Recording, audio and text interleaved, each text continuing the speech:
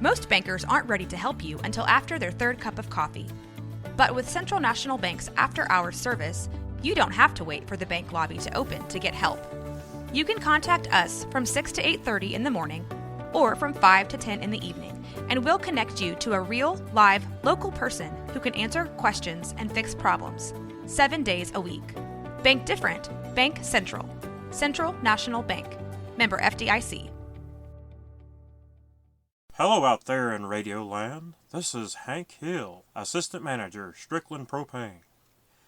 Come on down to Strickland where you can get a great deal on the new Char King 320 propane grill. We have other propane grills and propane accessories for your grilling needs. So come on down. Mention this ad for an extra 5% off of your next propane tank fill-up. That's Strickland Propane, Harlan, Texas. Have a great day.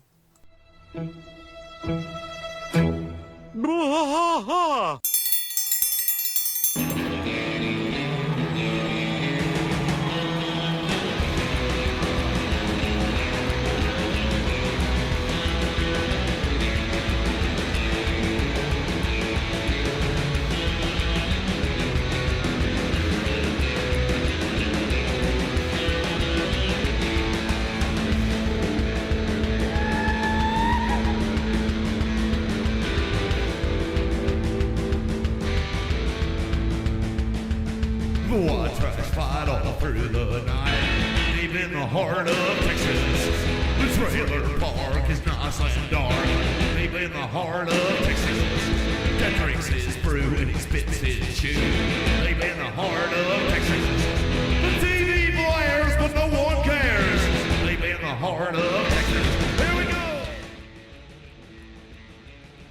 Hey there, everybody. Welcome back to King of the Hill Rewatch Podcast. I am Mike. And I'm Rusty.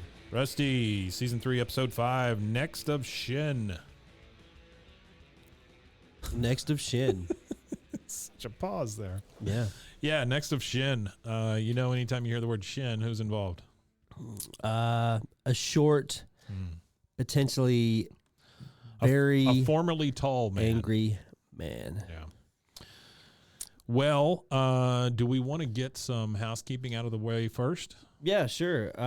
So we have the Waco Awards that we need everybody to go vote for us for still. So if everybody could vote for us on the Waco Awards. I'm going to go vote for us right now. Yeah. You could go to www.wacooawards.com/voting/podcast-of-the-year. Or you can just go to wacooawards.com and scroll down to Podcast of the Year. Or you could do that and go vote for Bois for Podcast of the Year. Yeah, get us the win. I've been posting about it pretty heavily on social media, and you guys have been shooting your votes out, so I appreciate that. Responde mucho. Yeah, been great. Good stuff. Good engagement. And so everybody, if you are just now finding us, you could check out our last episode, Season 3, Episode 4, Pageant, Peggy's Pageant, or what was it called? Peggy's Pregnant Pause. Yeah, not Peggy, but Pageant Pause. Pregnant Pause. Pregnant Pause? Pregnant Pause. Pregnant Pause. PAWS. Yeah, so you can check that out. That's a pretty good episode. Somebody's going to get on to you on social for that. Well, yeah, somebody got on to me. Yeah, somebody got on to me. Did you see that? Yeah, there was a guy that got on to me for social media for saying... Because you didn't say bugaboo. I didn't say bugabago. Bugabago. Pardon me. I said now dead you can come after bug me. van. And I think in perpetuity we should call it the dead bug van just to annoy that guy. I love Dale's dead bug van. Yeah, I think that was a good name for it. Hey, you know what? I will take any kind of engagement. I think it's wonderful. Yeah, positive, negative. Positive, negative, lukewarm, whatever you got. As long as you can handle the consequences of being embarrassed. So let's get started in this sucker. Season 3, Episode 5, Next of Shin. We start at Arlen Auto Parts. Before the credits, no nothing. And we see a baby crying and screaming, and everybody's in line. Hank looked back at him and says, that's a cute baby, I'll tell you what.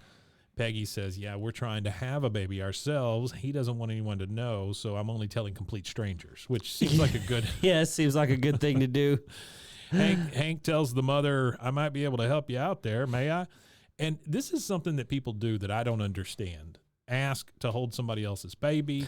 I think that's really weird. As someone who just recently had one, we were at Thanksgiving and the baby's like being passed around like a pack of cigarettes in prison, you know. And I'm just like, you could just see on the baby's face, like, dude, what the fuck? Like, will people just leave me alone? Yeah, well, people forget that babies are still human beings. So anyway, Hank offers to help out, and the lady's a little bit hesitant. I mean, because it's a human being. Absolutely. Peggy says, "Oh, it's okay. He's the assistant manager of Strickland Propane, because that shows his responsibility." Well, that's a great answer for everything for him. Yeah, I'm the assistant manager of Strickland Propane. The baby's crying, and Hank knows how to calm him down. Starts blowing raspberries on his belly and stuff, and says, "There you go, little fella." And then he smells the diaper. So the kid's got a load, and Hank pulls off one of the tree air fresheners, sticks it in his diaper, and says, "That new car smell," and hands it right back to the mother. Yeah. Fixed it right up. That's how you do it. We go straight into our credits. No bell, no yell. No bell, no yell. Me and my sister were discussing that. We thought it was pretty funny. So she's supposedly in the works of going back and getting every mention of no bell, no yell, and making a compilation of the no bell, no yell. Yeah. And then at the very beginning of the no bell, no yell, she's going to take that conversation that you and I had about her favorite part being the no bell, no yell. So she's going to stick that at the very beginning, and then it's going to run through every no bell, no yell so far that we've done. Man. I love that. No bell, no yell. I thought that was great. No So we start at the Hill House. We see the outside of the Hill House, and something that doesn't normally happen. Bobby rides by on his bike. Yeah. Which no interaction, no nothing. Just there goes a passing Bobby. Yeah, just riding. Peggy says, "Fill cup to line," and she's in the bathroom taking a pregnancy test. Yeah, a personal pregnancy test. It's which only is Peggy odd in there, which is odd because they are, like. How old are they? I'm thinking 40s. Oh yeah, they got to be. What 40-year-old man and woman are? Well, we're about to find out. So, Peggy looks at it. She sighs. I don't know anybody that old. No, ever in my life that's attempted. Like you might have a 40-year-old man with a 25-year-old girl trying to have a kid or something like that, but you never see a 40-year-old woman attempting to try to have a kid at 40-something years old. You'll be like Jennifer Aniston trying to have a baby now. Weekly World News, maybe. You see that every once in a while. Yeah, pregnant with Bat Boy. I was a big fan of Bad Boy. So Peggy looks at it longingly and says, "Oops, negative." She's looking at that strip with the test. And then she says, "That's 12 in a row, Hank." She puts the test strip in the Family Memories album, which I thought was a little that's a little odd, but hey, whatever. Hank says, "Oh, he's just gonna poke and prod," and she says, "I think it's time to go see a fertility specialist." He says, "I think the guy's just gonna poke and prod my naked nether regions," and he said, "No, thank you." Next thing we see is over at the Gribble house, and Nancy and Peggy are talking about Peggy trying to get pregnant. Yeah. This is in Nancy's kitchen. Peggy's like, "Even if I do get Hank to see the doctor, he refuses to take his pants off," which I don't know how you're supposed to get anything done. I don't know. I have to take my pants off in the waiting room when I go to the doctor at my age. Well, I leave my pants at home when I go to the doctor. Sure. I just wear those paper ones. They gave me that one time. Pants. So they're that drinking. Would be hell. Imagine paper pants in a rainstorm. Yeah. You'd end up with paper mache pants. That's true. Yeah, that was potentially. That was good. So they're both sitting at the kitchen table drinking coffee, and she tells her that even if he does go see the doctor, he won't take his pants off.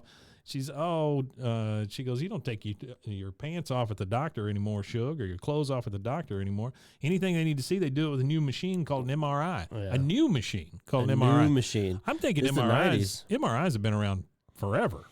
No, not really. I didn't really do research on MRIs, and actually, I'm going to be completely honest with our audience and with you. Yeah. I watched the wrong episode this week. Did you really? I really did. I watched when he said, in a couple of weeks we've got 9 Angry Men. I watched 9 Angry Men thinking it was the episode that we had to watch for today. No. And I watched it 40 times this week. Watched 9 Angry Men. You're going to be ready to go. Yeah, so so an MRI, I know what it is, sure. But you have to drink like the magnetic. Not on the MRI. No, that'd be whatever liquid. the thing is on the inside.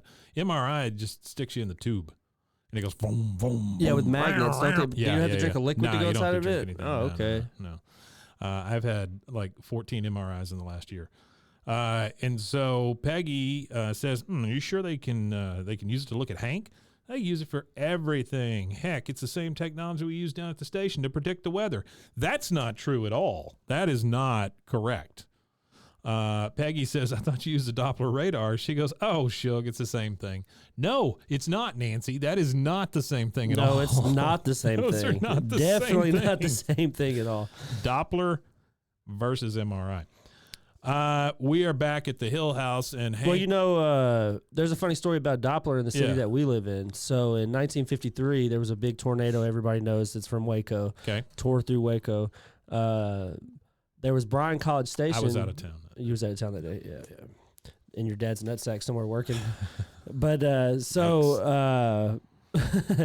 so Bryan College Station actually had the only Doppler in the area at that Yeah. time, and they had seen the storm, but there was no early warning systems. Sure. There was no way for them to communicate. Waffle and, House. there's no Waffle House. Right. Was there a Waffle House in No, 1953? there's never been a Waffle Did they House even here. have the horns that go off anymore at that time? I don't know. I don't know if they did or not here. I mean, Oh I'm no, they didn't have assuming- that. They didn't have those early warning I'm systems in assuming some 1953. places had horns, you know, No, but nobody had. Not certainly then. not Not here. in 1953. Nobody had Really? anything like that. Those warning systems weren't put in place Didn't you until. have to warn somebody if communists came to town?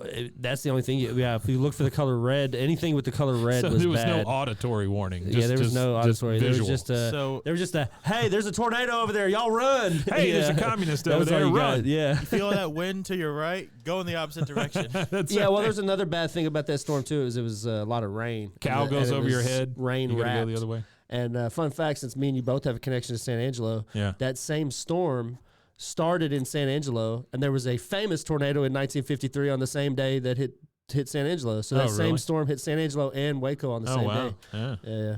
This is very interesting to our fans in Michigan. Yeah, the great state of Michigan.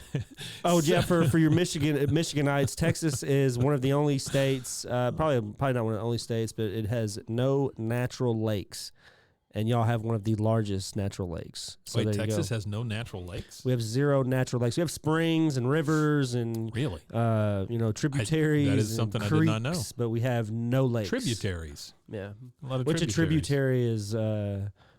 Whenever you That's what they burn would a give to the lamb, people in the Hunger Games, right? well, no, it's whenever you burn a lamb. Oh, On the when you burn altar. a lamb on It's the a altar, tributary it's a to God. tributary. I Yeah. gotcha, sure.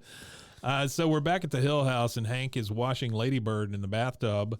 Peggy is explaining to him what an MRI machine is. She says, it's an MRI machine. You get to keep your pants on. I said, dang it, Peggy, how could you tell Nancy we're trying to get pregnant? We agreed we wouldn't tell anyone, including family. And he puts his hands over Ladybird's ears, but way too late. If Ladybird could hear and understand the English language, it would be too late. Peggy says, Hank, I've been sitting on these eggs for 40 years, and they are ready to hatch. She got some hatchlings. So we are at the Fertility Associates, and these are the fertility doctors that he didn't want to go see. But Yeah, no, he doesn't want to do. do anything that has. See, that's the funny. I like that they followed this episode up, or follow up the dog episode the with last this one, one, yeah. because he spends all that trouble. This has definitely got some continuity to it. Yeah, I like the continuity because it's funny because they do it ass backwards With instead of them- it being Peggy that he spends all the time on in the first episode. Yeah. It's the dog, and then he doesn't. In this episode, he doesn't pay. Well, there's pay any continuity mind with two it. ways here. It's with them and it's with Dale. Dale has continuity on this one as well. Yeah. His weird little Dale stuff. So they're at the Fertility Associates, and that association is Dr. James Benton, Dr. Lawrence Rogers, and Dr. Rajav Buddha. I can't say that last name. I don't know how to say that last name. Buddhamanger. Buddhamanger. I know they say it at one point in the show, Yeah, but they I say it a have few no times. clue how they said it. So they're sitting in the doctor's office with Dr. Rajav, and Peggy says, we were hoping that the advances in medicine might help us overcome the difficulties caused by Hank's narrow urethra. Yeah, she whispers. Just a whisper every time. Hank says, and that these advances would mean you not looking down there. Doesn't want him to look in his pants. The doctor says, it won't be necessary, Mr. Hill, but I do have to measure your sperm count. That means we'll need a sample. Hank, I don't understand how Hank has gotten to the age he's at and doesn't understand what the guy is saying as far as a sample goes. Yeah, I don't either. He's had a baby. Yeah, he's definitely He's had a had kid. sex with his wife. Well, we hope so. Oh, we're pretty sure he has. Well, I mean, unless he used a turkey baster to Unless fill her it's up, Bill's. you know what I mean? Unless it's Bill's. And he says, Now, is that something you do with a local anesthetic, or you have to put me under? I can't even imagine. Yeah, I don't know. Doctor says, "Oh no, Mrs. Hill, perhaps you could explain to your husband." And she has to whisper into his ear. He said, "Oh, okay." And then the next thing we see is, I'm assuming, the privacy room where Hank has gone into. The door is closed. To go rub one out. Yeah, to give him a sample. The doctor is ready to go. He's got on his trench coat, and his trench coat sounds bad in this connotation. Yeah, it does. He's got on his coat. He's got his briefcase with him, and he's knocking on the door, and he says, "Busy, busy, occupied, occupied." He sounds so frightened that door is going to open. They're talking through the door, and he says, "It's Dr. Mr. Hill, perhaps you'd be more comfortable trying this at home." He said, No "Oh, offense. No. Yeah, blah, blah, blah, no offense. I don't know. Yeah. I'm sorry. Blah, blah, blah, blah, no offense. Well, yeah. Disclaimer. Dr. Naja, not going to work here anymore. It's a Office Space callback. He says, "Would you be more comfortable trying this at home?" He says, "No." He said, "Would you like a magazine?" "Okay. Do you have Popular Mechanics?" And he said, "Mrs. Hill, what exactly did you tell him?" We're back at the Arlen Medical Plaza. I'm assuming after we have to assume that Hank completed the deed. Do we have to? We do, because he shot in a cup, and now the doctor is going over his load. So we have to assume that he went in there and jacked off to a weed eater in Popular Mechanics, I'm assuming that and- maybe a mower got him over the hill. Or well, Popular Mechanics had. I mean, it's not just like. I mean, Popular Mechanics a lot was of science. It's like a science magazine. Yeah. So Maybe Hank's really, really in love with the space race. I don't know. That's kind of odd. Maybe there's a The new space two-way race? wrench. He was racing? Yeah, Maybe. he was racing to fill space in that cup. So the next day, I'm assuming, or whenever the appointment is, we're back at the Arlen Medical Plaza, and the doctor is explaining to him, "Well, Mr. Hill, I've got the results of your sperm count back from the lab." Peggy's like, come on, like she's waiting for Snake Eyes to roll in. She said, "Big number, think big number, think big number." And the doctor says, "The sample you produced shows a count of 8 million. She goes, "Oh." And Hank's like, well, you hear that, Peggy? 8 million. Must have taken them a long time to count it. Well, that's the thing is when you hear millions, you're thinking, sure. "Oh, this is a great, large, big quantity of number," and then you find out, go Doctor ahead. says, of course, the average man has a count of 100 million. Yeah, average man has a count of a lot more than.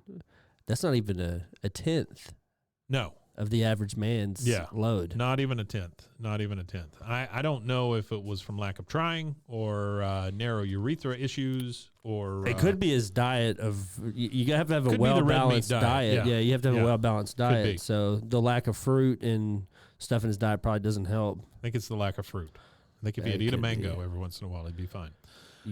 Maybe. I mean, Peggy- fruit is not bad for you. No, I mean, no, red no, meat's fruit's not good for you. necessarily like Yeah. terrible either. It's just not Yeah. good, and you can't eat it every meal. Sure. That's what you say. So Peggy... Peggy Cardiologists, I think, say the same thing.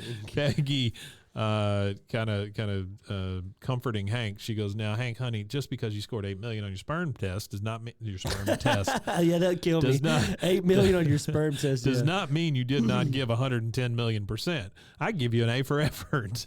God dang. The doctor says, "Mr. Hill, research shows that heat lowers fertility. One way to increase the number of healthy sperm is to lower the temperature." Hank's like, "In the house?" He goes, "In your pants." So He has to wear some culottes. the next thing we see, we got all the guys in the alley. Yep. And here comes Hank in shorts. Pulls up in shorts. Yeah, that's different for Hank. Pulls Hank's up not in shorts. a leggy man. But I also want to say that Hank has his shirt tucked into his shorts, so that's good. He's all ready for a...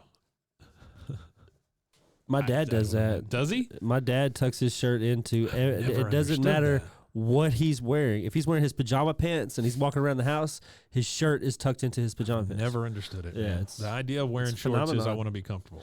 Yeah, the idea of tucking things in sucks too. Like I hate tucking it, like tucking the shirt in for any like formal anything. I just Yeah. hate having a tucked in shirt. Yeah. Yeah, I don't I like could tell it. you some tuck-in stories. I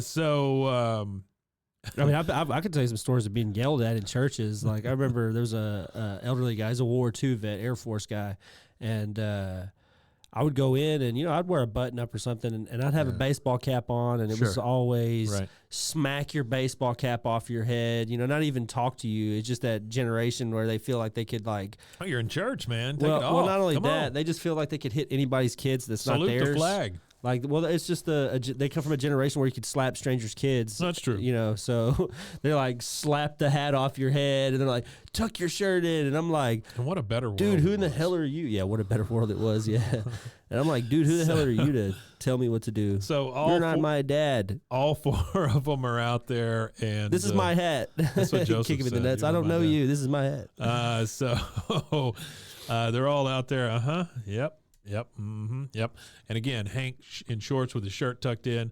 Bill says, "Oh, all right, Hank. Maybe nobody else is going to say anything. If we were supposed to wear shorts today, I would have appreciated the courtesy of a phone call." Yeah, And- Bill likes shorts. Yeah, and then you hear Hank. He says, "All right, I didn't mean to upset you. I just found out that my jeans are in the wash. Now, who's ready?" And he sits down in the damn cooler.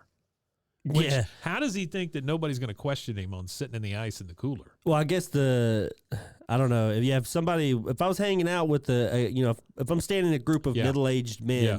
that like red meat and, And you beer do the same thing every day. and barbecue, and you do the same thing every the day, same way. and you have the same diet and everything, horrible diet. I would think that you're sitting there to cool a hemorrhoid. Yeah, I would think there's something weird going on. Especially I with a group of wouldn't know middle-aged exactly what it men, if you was. sat down to that, I would start. Hey, man, Preparation H does wonders. A lot I better. just- Get you a suppository sitting on ice cubes. I mean, I know it's relief, but you got to get it fixed. Bill says, I'm feeling kind of overheated myself, and he sits in the cooler.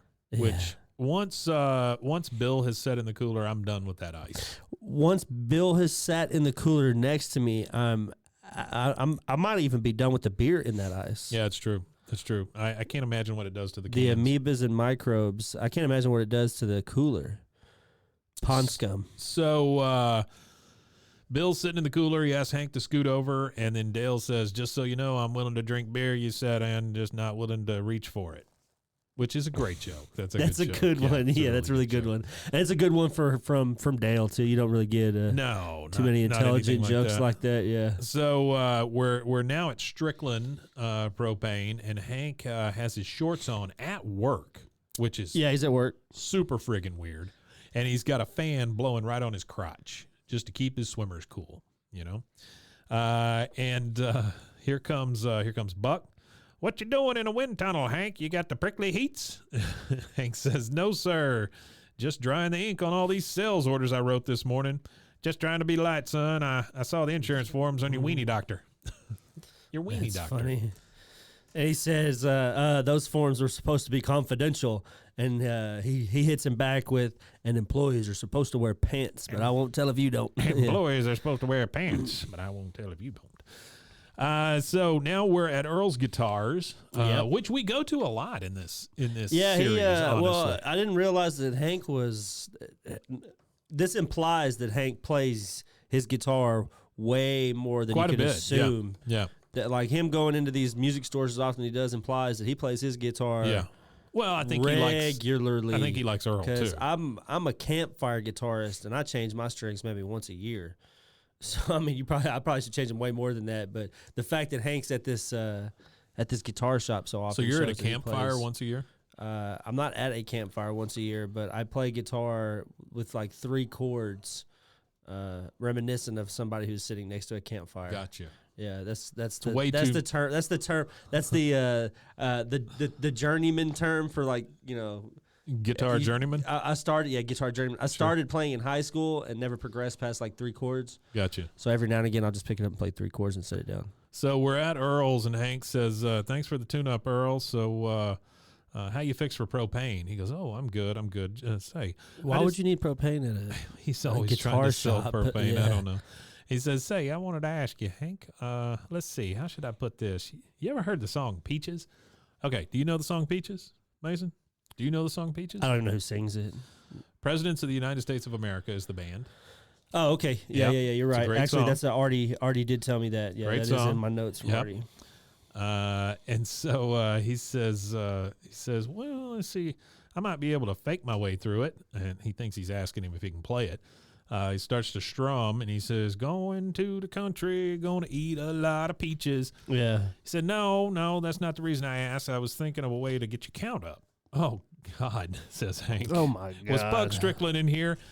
And Earl says, no, but the gal who cuts his hair was. Truth be told, Hank, my count used to be 9 million, almost as low as yours.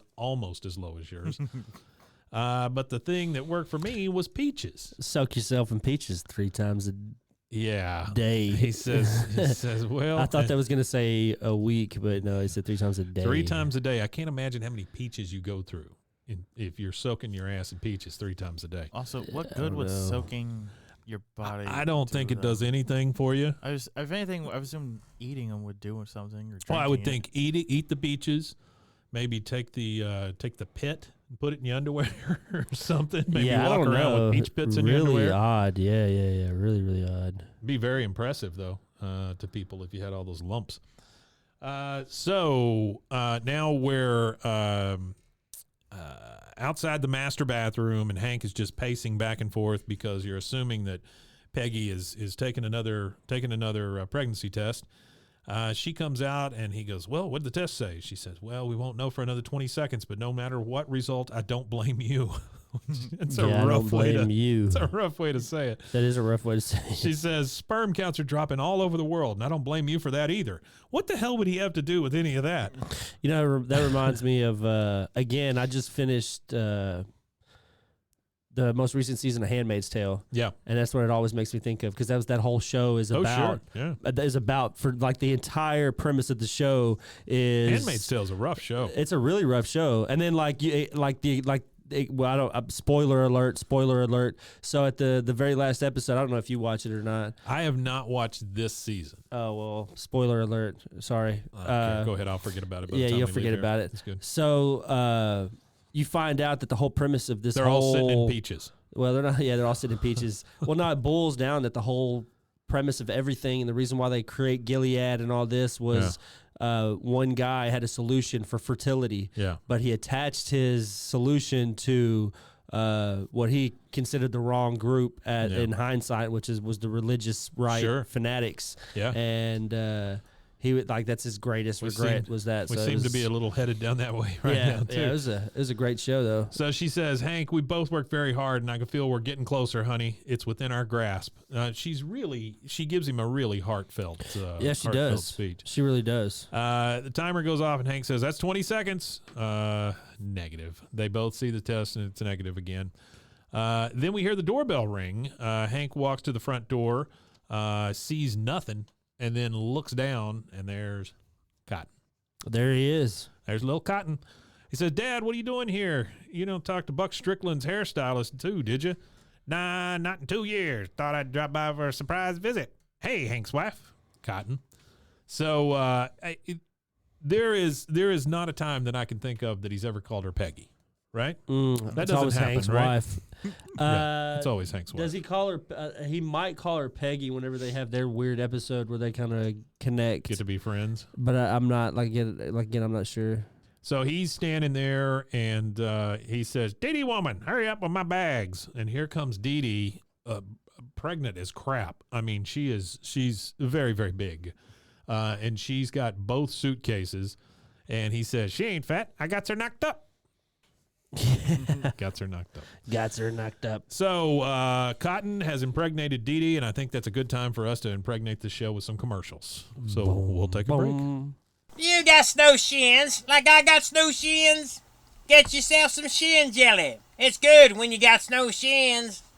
Shin jelly, available at Megalomart and other fine retail stores.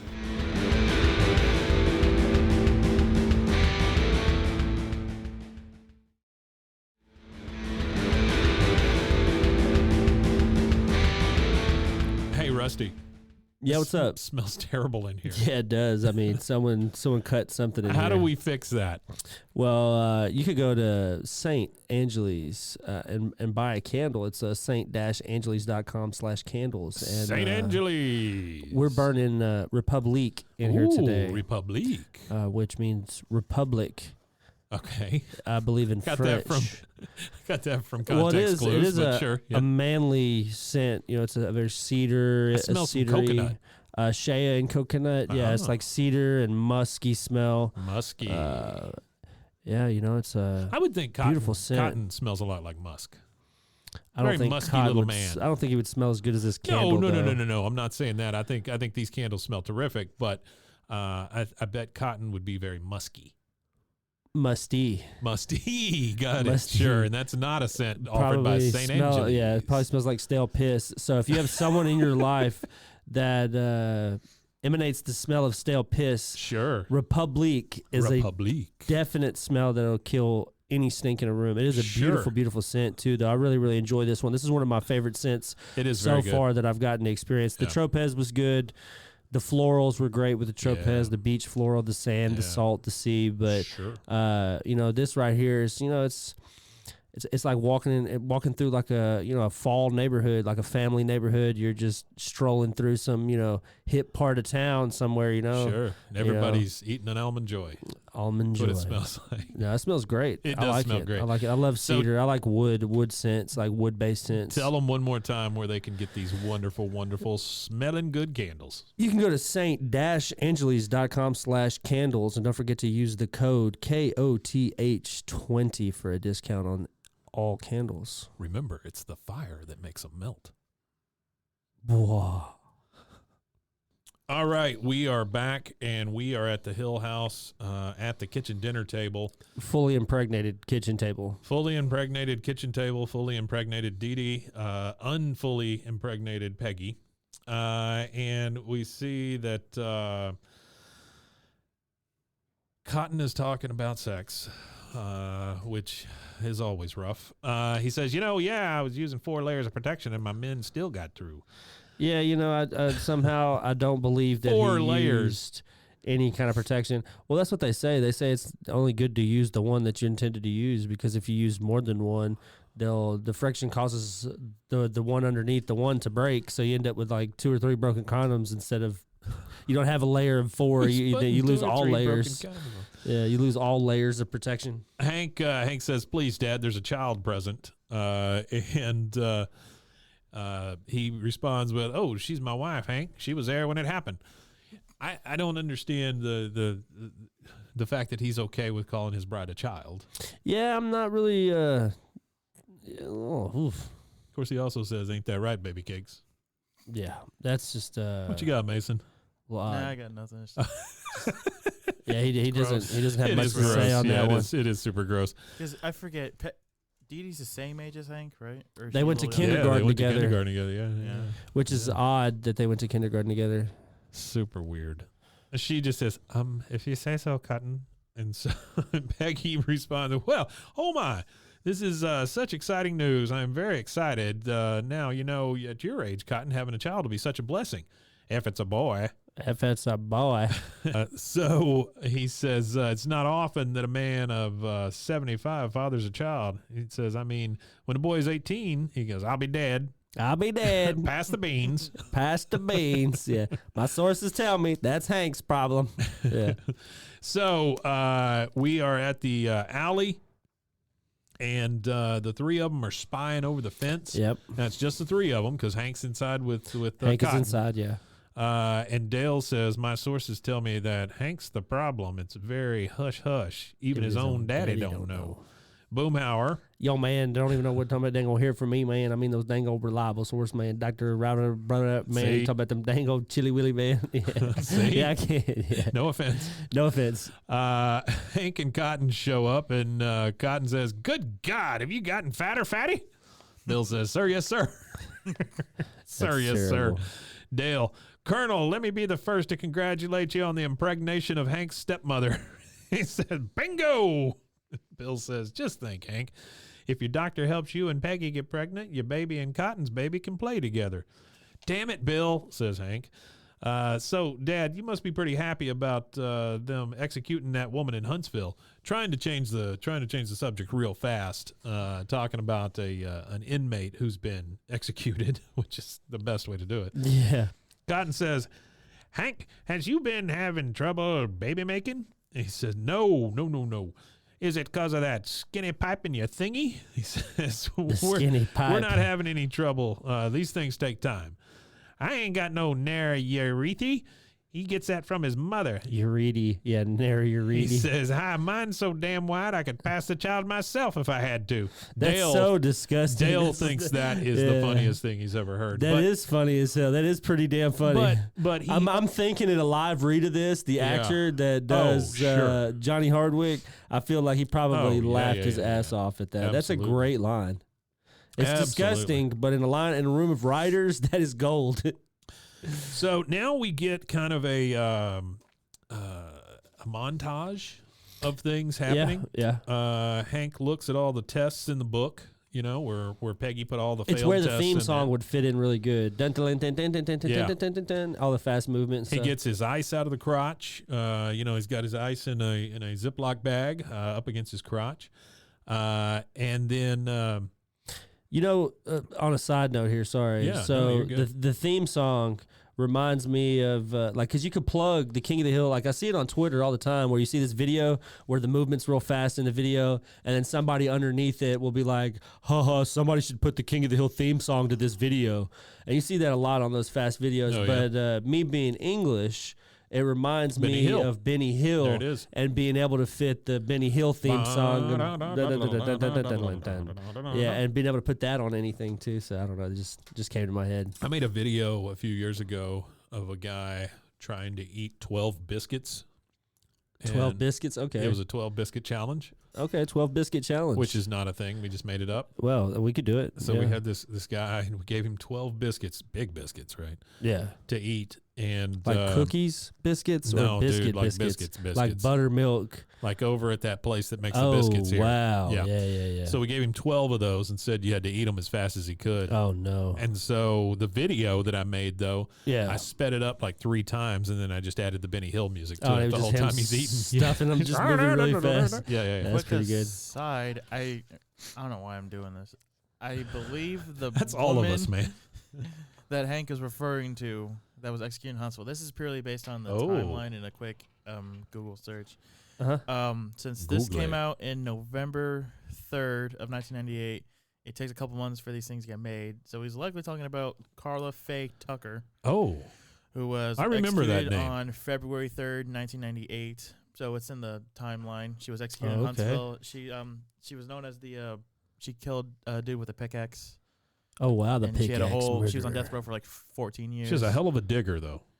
I don't know. She could dig a hole. Hi-ho! Purely based on Yeah. Wikipedia, Dig she a had hole so a fast. crazy life. She aspired to be... Yeah, if she killed a guy with a pickaxe, yes, she had a crazy life. I think she Right? aspired to did. be a 7 dwarf, and Yeah, she was wanted just- to be number 8. She was practicing. Oh, no, she and- killed a woman with a pickaxe. a Oh. woman with a pickaxe. Yikes.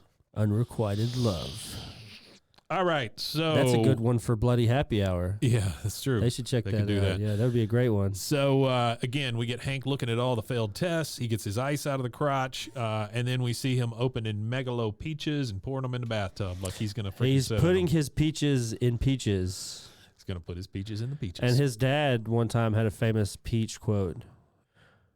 When Deedee bent over to pick Oh, that's something right. up, he said, Lord Clean Almighty, clean peaches. peaches. Yeah. Clean peaches and heavy syrup. Yeah, clean peaches and heavy syrup. There you go. So we are at the baby store, Bibs and Cribs, and Hank is over there playing with the mobile. How do you say that? Mobile? Mobile? Mobile. What do you say it with a baby? Mobile. I mean, I understand mobile, Mobile. right? I understand mobile.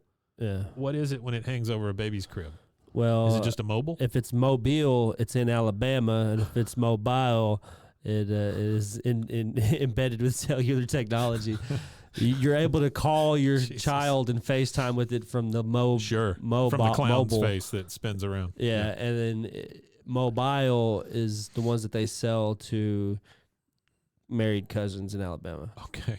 All right. Is that where mobile is? Mobile, Sure. Alabama? Mobile. Mobile, Alabama. Montgomery. Yeah. No, that's a different city. Greenbow. Sure. Yeah, Greenbow, Alabama. So Hank is over there playing with a mobile. Is that a fictional town? King of the Hill? Not King of the Hill. Forrest Gump. Oh, I don't know. I have no Greenbow. idea. I doubt it. You ever I'm been sure to it's a real Greenbow? place. No, I've never been to Greenbow, Alabama. Nah, I'm pretty No. sure. I bet you it's fictional. Really I'm want to guessing thank our it's fans fictional. in Greenbow, Alabama. So Our fictional fans. It Again- was like my buddy's dad, who was a truck driver, and I was used to mess with him, asking him, "Hey man, you been to Arlen? When you after driving, ever been past Dirndl?" I will Google. It does not exist. It doesn't exist yet. Okay, I didn't think so. So again, we're at Bibs and Cribs. Hank is Bibs seen and playing Cribs. with a mobile, and Cotton is over there looking at onesies. And Deedee says, "Peggy, this is very nice of you, but I just feel awkward letting my stepdaughter buy me a crib." Peggy says, "Oh, no, we want to. It's our gift to you because we're so happy for you." It doesn't feel like she's super happy for her, but that is Peggy. Yeah, that is Peggy. Hank says, "Yeah, I think you've mentioned that, Peggy." And then here comes the lady from Bibs and Cribs and says, "Oh, Mrs. Hill, nice to see you again. Still just looking?"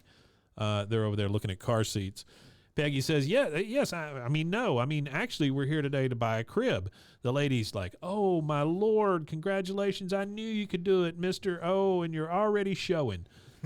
That's rough. Yeah, that is rough. Right? You're already That showing. is really rough. And so she says, "What?" And then we see a guy in the store. I'm assuming he works there. I'm hoping he does. I'm hoping he works there. Yeah. He's clapping and says, "Gather around, expectant fathers. Our free diaper change seminar is now beginning." Seminar? That seems like a little bit of an over. That's a reach. So then we get Cotton having one of his flashes. Cotton has these occasionally where he the war flashes flashes. back to war. Yeah, the war and things flashbacks. like that. Yeah, he does a lot of those. So he sees all the babies in there.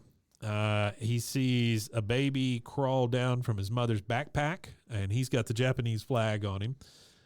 We see the kids in the stroller. We see the whole stroller morph into a Nazi tank. We see a baby get out and shoot his bottle at him like it's a machine gun. Yep. The baby on the little Johnny Jumper or whatever you call those, he becomes an enemy in a parachute, and he throws a grenade at him. Cotton starts screaming, and he says, "Oh, Deedee, woman, I need a drink." And so he just takes off. Yeah, Like, well, that's what we he's find out of there. about him, though, is that kind of it kind of shows that anytime he is in a stressful or anything that triggers, I guess, him in a way that he doesn't like, things that cause him to have to deal with emotion or whatever, he kind of is aversive to it, and that's what it shows right here. Well, he has a So it's flashback, kind he has a drink. of it kind of at this time though in '98. You had a lot of guys that were coming back from the first Gulf War and from Bosnia and from Kosovo and stuff like that. And PTSD was still at this time not a recognized, it wasn't, heavily recognized at this point. And the fact that the show kind of touches on PTSD and stuff with like war veterans is, I don't know, I think it's kind of neat that they did that. So the next scene is one of my favorites. The awareness anyway, I mean. Cotton and Bobby at the bar. Yep. Which I just wrote down, at the bar with Bobby, like 3 exclamation marks. Yeah, it wouldn't be the first time. I'm not real sure why he just takes Bobby into a bar. Cotton's sitting there drinking his Alamo beer out of bottles, and Bobby has his root beer bottles. Yeah. And Cotton is explaining, "I didn't plan for this. You think I planned for this?" And Bobby's just like, pfft. He says, "Well, you know how it is. I dim the lights, put on the Andrews Sisters on the phonograph. You likes the Andrews Sisters, Bobby? He likes them. I loves them." He knows who the hell the Andrews Sisters are. He says, "Next thing you know, your grandmama's got a biscuit in her oven. I'm too old to be having babies." Bobby says, "We both are, mister." Yeah. Bobby's such a great wingman. Oh, and actually, at the time of this episode, Artie gave me this real fun fact. He had to dig for this one. So, at the time of this episode, Patty Andrews was the only Andrews sister that was still alive at 80 years old. Wow. She's still around? I would doubt it at this point. Also, I don't know if Not you in good shape. but mentioned, Yeah, I she's love how still when here. he says, "I'm too old to be having kids," he just manually smacks the waitress Yeah. for no yeah. reason. Yeah. He just reaches over and smacks the waitress on the ass for some reason. Yeah, which that is is just weird. nuts. So he says, I'm too old to be having babies. Bobby says, we both are, mister. He says, your daddy's the right age to be having babies. Poor Hank and Hank's wife. They want another baby real bad. This is news to Bobby. He says, they do? He says, yeah, they flew a doctor in from Calcutta. Not true. Not They didn't true. fly anybody in from Calcutta. They didn't fly anybody in from Calcutta. he That's said- another one of those. He says, maybe they'll Yikes. find a way to get you a baby brother. Bobby is just taking all this in for the first time. He's like, a baby brother. Mom and dad are going to have another kid. I guess they want to get it right this time. Yeah. It's really sad, honestly. That is It's sad. super Well, that sad, just yeah. shows, that's the weird thing about like having a kid after a kid's already as old as Bobby is. That's like the distance Yeah. between that. Oh, sure. That's the kind of dynamic that my two kids are I going to mean, be Bobby's in. 32. Yeah, Bobby's 32. So I have this, 8-month-old now, and then I have a 12-year-old, or he'll be 12 in Yep. December. But that's the dynamic they'll have to go through. But I don't know, my son, he doesn't have any weird like replacement feelings. Well, He doesn't feel that you know of. Well, what that he's discussed with us They'll, anyway. they'll come out. They'll come out when you have to pay for that. Yeah, that therapist. Yeah. therapist. I So always oh, sorry, you go ahead. No, you're good. No, I always I never Do you I have don't know, brothers and it's, sisters? no, I'm only child. Yeah. Okay. Both families. Yeah, same here. I'm not trying to get too personal. They tried to have other kids. I don't know why Yeah. it didn't happen. Sure. But I was kind of excited for it, mostly just because not because I wanted someone to talk to, just because I wanted the attention on something Oh else yeah. other than me. Sure. I can see Which, that. I mean, yeah, that I can sounds see that. spoiled. It kind of is. Like, No, I no, kind of no, would no, have no. liked where, hey, no, go take care of the As baby. a- I'll be doing my own thing. As another only child, I can see where you're coming from with that. Yeah, it would be because when you enter the room, you're the only thing in the room. Mhm. And plus, when you go to a dinner with family and it's all adults, they would focus on the baby and not just, so Yeah. Mason, what do you want to do? Yeah, And exactly. what are you planning for high school? What's for college? What's Yeah. for life? I don't know. That's absolutely true. Talk about bills or something else. Talk about bills. So we're in Hank's garage now, and we see him unwrapping a Megalomart magnet with thousands of uses, it says on the box. And then he just sits right down on the magnet. So I'm assuming somebody told him that would increase his swimmers by sitting on a magnet. Yeah, I guess it's gonna, all the iron in his nuts. Bobby walks in and said, well, I think it attracts them, right? It just pulls them right in. Isn't that what happens? I don't know. Yeah. Okay. It's the polarity of poles, I think. So Yeah, the polarity of his pole. Bobby comes in and he says, Dad, are you busy? He goes, oh, no, son. Kind of hiding the fact that he's sitting on a damn magnet. He said, just checking the percentage of man-made fibers in these fuel filters. Yep, it's 30%. Have you ever seen one of those cards of fuel filters like he's holding? We see those several times in this show. Not just this episode, but the show itself. The big packet of fuel filters. Yeah. Yeah. I've never bought one of those. I've never bought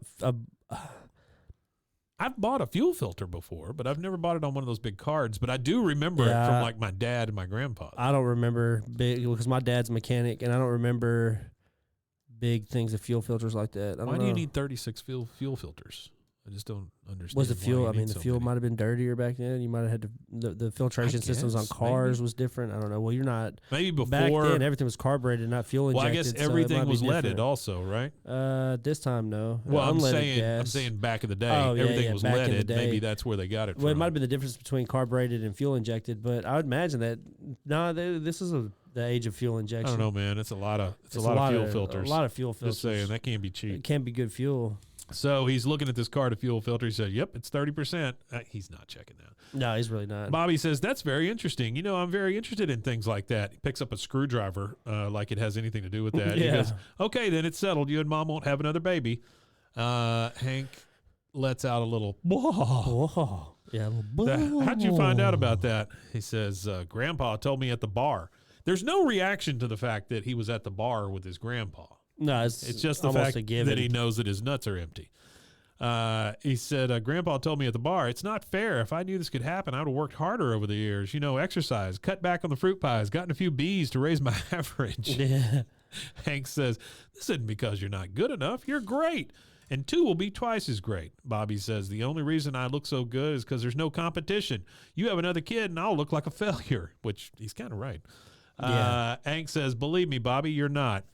You're not the one who should be worried about looking like a failure. Yeah, you're not in competition with anyone. anybody. And then in comes Deedee running, with that weird little bouncy run that she has, but now she's pregnant on top of that. So it's even weird, yeah. Yeah. Hank, Cotton's missing. He's run away. Hank says, what, are you sure? Oh, yes. He had me load his bags into the Cadillac car. Okay. So he's not missing if you helped him load his friggin' bags. No. Okay. Sure. No, not at all. Sure. He says, Hank says, Peggy, my dad got out. We got to go find him. Like he's a damn dog. Yeah. Which is fantastic. I love it. They are driving around looking for Cotton, Hank, Peggy, and Bobby. There's no Deedee in sight, which is fine. We find out she's at home with Luann. Bobby says, oh, Dad, Miss Arlen hostess swimsuit competition. Maybe Grandpa's in there. This is at the Arlen Community Center. It kills me that Bobby knows that if there's a swimsuit competition, his grandfather might be there oogling the ladies. Yeah, that is... I mean, it's just common knowledge at this point, troubling for the young man, I'm sure. Hank says, good thinking there, son. Bobby, check the parking lot for your grandpa's Cadillac. Okay. He gets out, and Bobby's running around looking at all the stupid cars in the parking lot, which I think is hilarious. And Hank says, he's talking to Peggy. He goes, look at him, Peggy. Look at him run. Well, he doesn't really run, but okay. He says, makes you realize what a blessing he is. Yeah. Peggy says, he is our miracle child. Hank says, exactly. It'd be awfully greedy of us to expect a second miracle. So you can see the only sensible thing to do is stop trying to get pregnant. Well, this catches Peggy a little off guard. Well, not only this right here, this scene is Hank being a jackass too, because at the end of the day, she is suffering because of his inadequacies, not the other way around. No matter what he does to go through it all, she has done the same thing the first time to get to the child they are, and he disrespected her by paying more attention to the dog than her. This last episode, paid attention to the dog's fertility more than he ever paid attention to hers. I guess if you take the two episodes together, yes. Yeah, because they did all that work, and it ended up being his fault, not hers. Yeah. Because they didn't know, like, if you go... canonically speaking, if you look at everything in its order, she was trying everything before they even knew that it was his fault. So they tried all this stuff, and then boom, find out it's his fault. Well, yeah, he should be sitting in stuff, and he should be doing all that. He should have nothing to say about it. So the line where he says next... well, she says, she's taken off guard, and she says, Hank, I know you're frustrated, and I know you look dopey in short pants, which is a great little insult. Yeah, it is. But we both worked too hard to give up now. Call him short pants is funny, too. That's a Southern thing. Yes. And he says, what have you done? I've been sitting in an igloo. Yeah, and that's a jackass thing to say. I don't think that's a good thing. Yeah, I don't think so. She says, you think I like to see that out my kitchen window? Which I think is a great joke. That's funny. He says, well, if you want to keep trying, you can keep trying by yourself. Well, that's not a thing. And then he puts up the sun shield barrier in between them so that they can't see each other. Yeah. Which, it's a really childish thing to do. It is childish. I mean, if you want to talk it over with your partner, that's great. Or whatever, you know, because this is he just puts a shield up. Don't want to talk to you. Game over. So they get back to the Hills house, and they come walking in, and he says, Luann, what'd they say at the police station? And here is Luann's only lines in this. She says, okay, Grandpa Hill is not a missing person until he's gone for 48 hours, but this really nice policeman gave me his home phone number, and, well, I'm probably not going to be able to help you look anymore tonight. Which is great. I did write down that Luann's hair has certainly grown. She's got length. She's got like a bob. Yeah, now, she's got a little length to it. Yeah. Yeah, she's got some actual hair now. And then Hank says, "Oh, any calls, Deedee?" And Deedee says, "Just one, but I let the machine get it because I didn't want to tie up the line." Well, the one damn call is Cotton. That's it. That's the only person they're looking for. So they play it back, and he goes, yeah, it's me. I hope you ain't all out looking for me, because if you are, you ain't going to find me, and I ain't coming back. Hank, I need you to raise Deedee's baby and Deedee. That's funny as hell, yeah. Hank says, dang it, he could be anywhere from Arlen to who knows where. And here comes Bobby, boy. He's looking for any way to save the day. He says, Dad, we can use star 69 to find out where he called from. They use star 69 on the phone, and some guy picks up the phone. Hank says, hello, who is this, please? The guy goes, who is this? Which is exactly what I would say, too, if somebody calls me and goes, who is this? He goes, this is Hank Hill. Yeah. Where am I calling? Yeah, I'm at the corner of Sierra and Flamingo. Sierra? Is that Dallas? It's Vegas, Hank. And clicks, hangs up. Yeah. It's Vegas, Hank. It's Vegas, Hank. He says, well, that just tears it. He's in Las Vegas. Bobby again looking for any kind of thing that he can be Anything, the favorite child. He's trying to throw a little wrench in the gears of this baby creation. He says, pretty smart of me, scenario. huh, Mom? I doubt some little baby would know how to dial Yeah, star little 69. baby can't do that. Yeah, baby can't do that. So we're now outside the Hill House. He's just trying to make sure he has a job at the end of the day. That's exactly right. Yeah, he's here. trying to create his own market here. We see Hank getting ready to go after his dad, and what I think is the funniest part is he's shaking Peggy's hand goodbye. Yeah. There's no kiss, there's no There's hug. nothing. He He's shaking shakes hands. his wife's hand goodbye. Yeah. He says, all right, well, if I drive all night, I can get to Vegas by morning. I'll call you when I've found a motel. Peggy says, you bring him back, Hank. That little ferret thinks he can have a child in a Vegas trip. Well, I didn't get either this year. She's so Yeah. super selfish. She is salty, yeah. Hank says, Bobby, I'm going to need you to be the man of the house while I'm gone. Here's a chance for Bobby.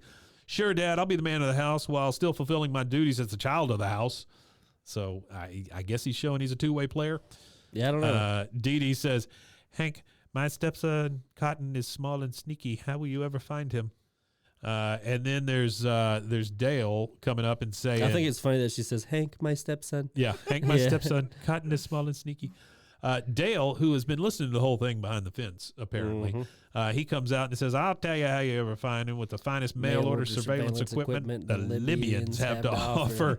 And he's got that damn little satellite dish, and he's got his headphones on at the same time, right? With those listening devices. Hank says, not now, Dale. And Dale says, I couldn't hear you, Hank, and takes off the headphones. Well, it's not a great listening device. No, it's not. I think is the joke. So Should have got a Bose system. Dale says, but if you were asking, I am a licensed professional bounty hunter. I think this hat speaks for itself. There's his continuity. There you go. Right? The hat is the Because continuity. he puts on the damn bounty hunter And it hat. says bounty on it, yeah. Yeah. So that's the bounty continuity. It actually mentions that in the show notes. So Hank says, well, all right, I guess I could use some help driving. Maybe we could put the thing to some use and sing some karaoke to stay awake. So he and Dale get into the truck. They drive about 3 feet, and there's a big sad Bill just kind of waiting for somebody Big to old say sad something Bill, to him. yeah. And they drive past him, and then they stop, and they open the door, and he's just like, whoo, and he goes and jumps into the car, but not before smacking his face right on the truck. Yeah. So we see them pulling out, and they are driving, and they are getting their way to Vegas, and they're singing, going to the country, going to eat a lot of peaches. And then Bill, of course, are we there yet? Are we there yet? I'm sorry. Yeah, he says, are we there yet? Hank says, all right, now, if we're going to find him, we need to think like my dad would think. And they're starting to pull into bars. Vegas. Yeah. Well, they're driving through the Vegas. night. They're driving through the desert, all that. They finally get into or get into Vegas, and they see several places. They pass the Paris Balloon. They pass the Luxor. They pass the MGM, the Big Cowboy, Circus, where it says live circus acts on the sign, and then he says they pull over because they see a bunch of topless bars. Right, it's a strip center full of topless bars. Yeah, it's like a mall. Yeah, like you said, a strip mall filled with them. So here are the topless bars in that strip mall. Okay, we got some names. Let's go. The Strip. The Strip. Is that might be the title of the whole place, right? The Strip. Well, Strip. it could be. It could Yeah. be. Because I have a question about the number here. Okay. The Strip. Vegas Girls. Vegas Girls. Very inventive name. Very. Kitten Corner. Kitten Corner. Might be a furry spot. Vegas Vixens. Vegas Vixens. Then there's okay. one in the corner that's behind the strip sign, and it just says something saloon. So that may not be a topless bar. It might just okay. be a bar. Then there's Lucky's Ladies. Oh. Then there's the Skin Palace. They just get worse. That is kind of. Skin Palace sounds terrible. That sounds grody. And then we just see one that says Live Naked Nudes, and then one that says Inferno Club. So I don't know that Inferno Club is a topless place, but let's say it is. And I hadn't thought about the strip being the strip that the strips are in. Yeah, that might be the. So that may be it, and that would be 8. Okay. So out comes Dale from Live Naked Nudes. Bill also comes out of Live Naked Nudes, Lubes. And Hank comes out of the Inferno Club. Behind them on the Live Naked Lube, Jesus, I'm trying to make it a lube place. Yeah. Live Naked Nudes, there are 2 posters. One says Babs, which I guess is a Babs. feature, Okay. and then Jill. So Babs and Jill are their Babs features and Jill, there. stage 2. Next on the main stage, Babs and Jill. Remember, fellas, they're working hard for you. Dale says 8 topless bars and no cotton. Of course, you got to be a lot more help if you open your eyes, Hank. So Hank's coming out of the Inferno Club. He's been looking at these nude places, but he's had his eyes closed the entire time. Yeah. Bill comes out of the live naked lubes noobs, and he says, Hank, I think I'm in love. It was the finest deep dish pizza I ever tasted. Yeah. Hank sees a Ferb's taxi van pull up, and on top of it, you know how they've got the little advertising things on the top that light up. This one says the Andrews Sisters. And so Hank, knowing this about his dad, says, the Andrews Sisters? I didn't know they were still alive. They're my dad's favorite. And so then we see them at the club watching the Andrews Sisters, or who we think are the Andrews Sisters, up on stage. And they're all singing along with "Don't Sit Under the Apple Tree." Yeah, "Don't Sit with Under the Apple Tree" anyone else song. but me. And so they are at the Gold Dust, by the way. They say, thank you, Las Vegas, and good night. Hank walks up to the Andrews Sisters, and he says, excuse me, ladies, that was just wonderful. My dad has all your recordings, and I wonder, coincidentally, if he might have been here tonight. And he shows a picture of Cotton, which I love this continuity about this. He shows the picture of Cotton, but it's Cotton on the horse at Bobby's birthday party. Oh, yeah. Yeah, it's a wonderful picture. That is, It's that's a great one. Yeah, it's a good point. I actually, I did a Instagram post with that picture. It's the screenshot is Hank, Bobby, Joseph standing in the front yard, and then you've got Cotton on the horse. Well, I superimposed a Canadian Mountie uniform on Cotton, and I made a Manitoba commercial.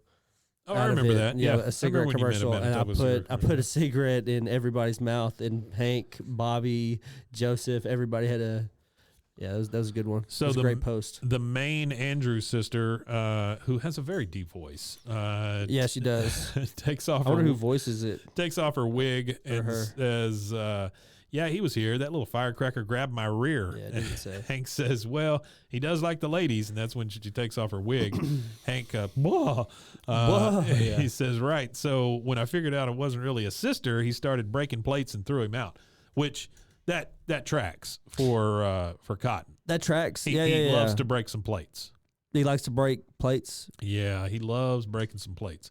And then we get Hank kind of walking around in here, and he's, excuse me, folks, have you seen an older man about yay high, possibly shouting obscenities? He's saying this to one of the dealers at the blackjack table. Welcome to my world. And he says, pal. welcome to my world. And then they just show around, and there's a whole bunch of old people just shouting at each other, screaming at the machines. Yeah.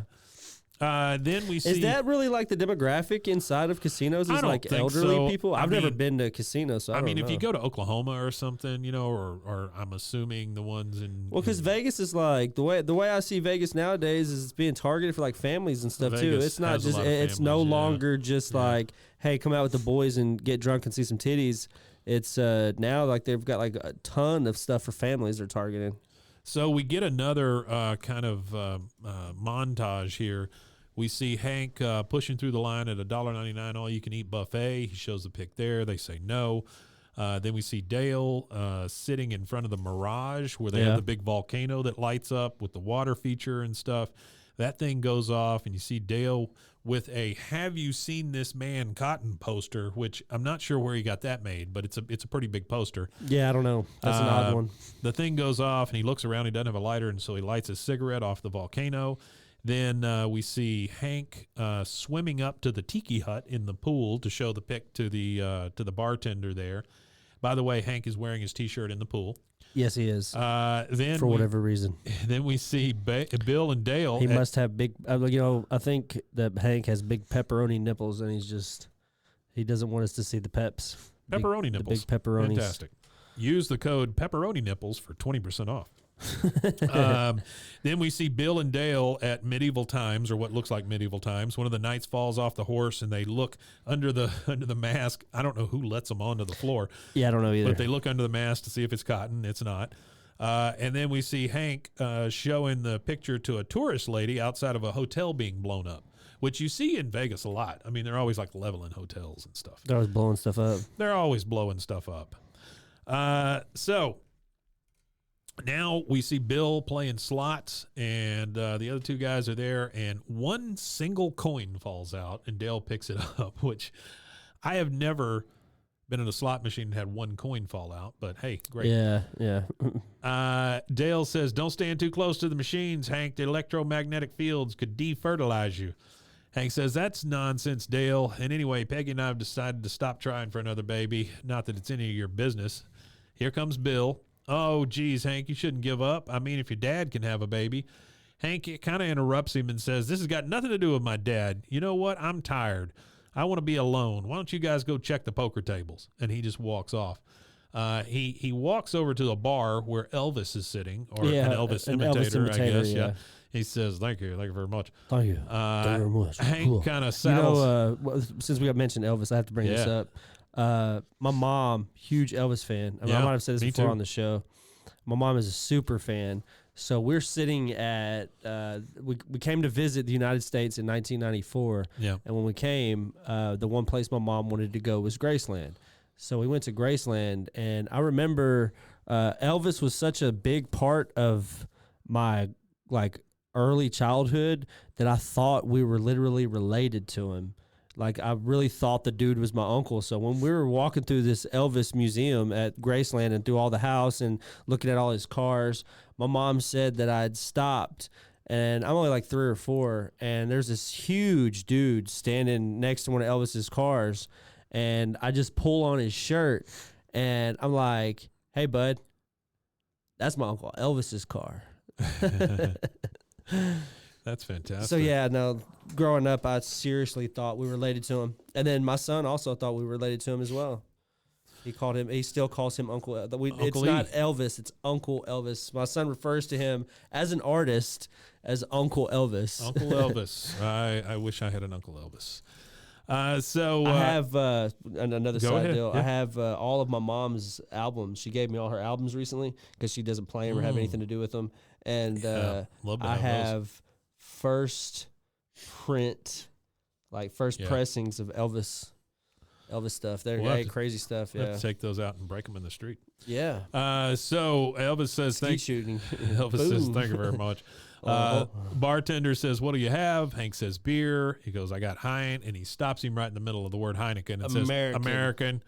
I've been to the Heineken Brewery in Amsterdam, too. Have you? Yeah, that's really cool. So they have, the beer on tap that comes off the line, like from, some cold storage area. And you sit in, a sommelier space, and they do, a sommelier test with it. And they teach you how to sniff the beer and smell it.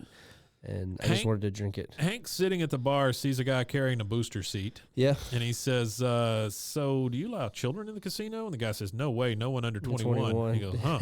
Yeah. So he knows. He knows where he's at. It's Dad.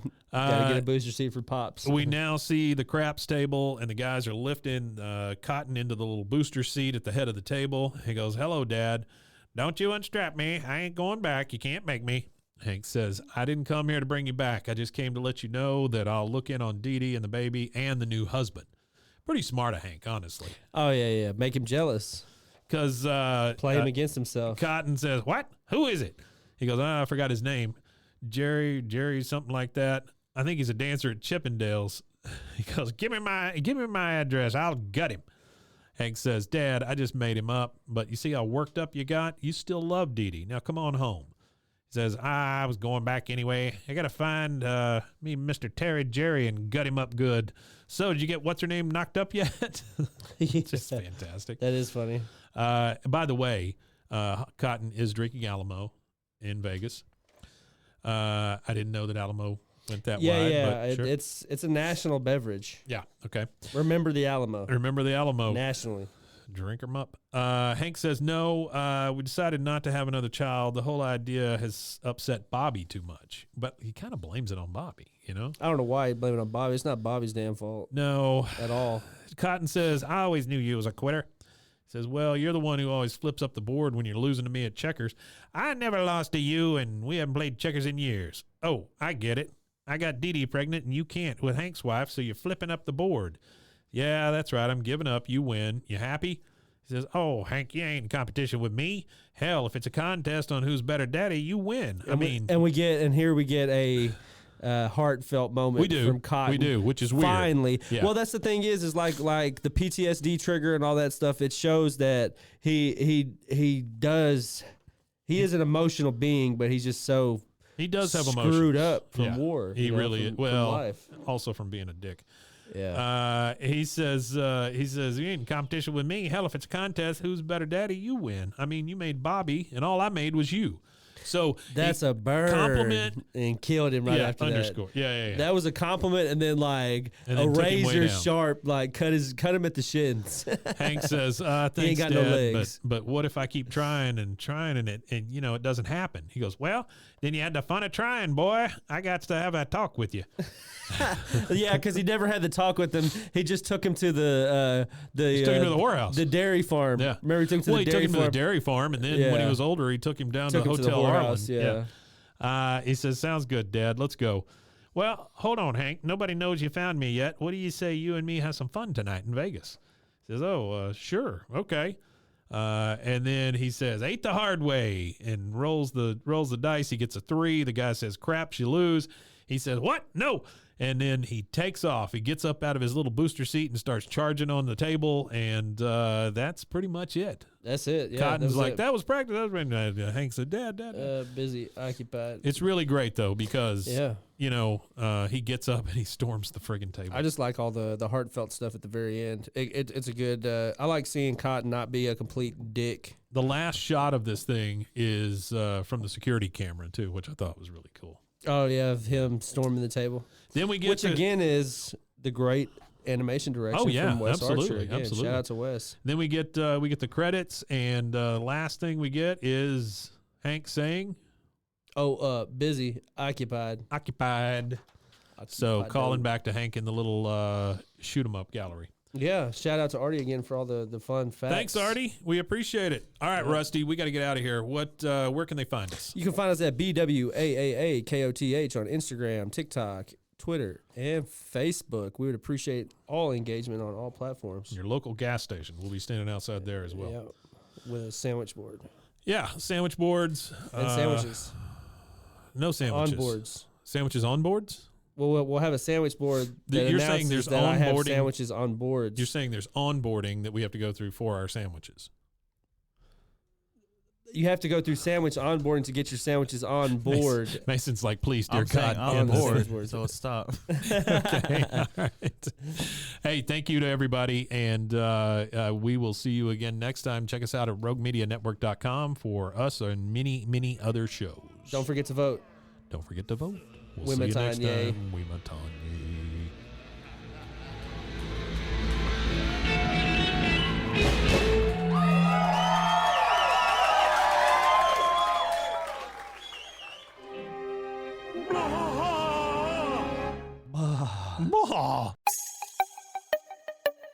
This has been a Rogue Media podcast.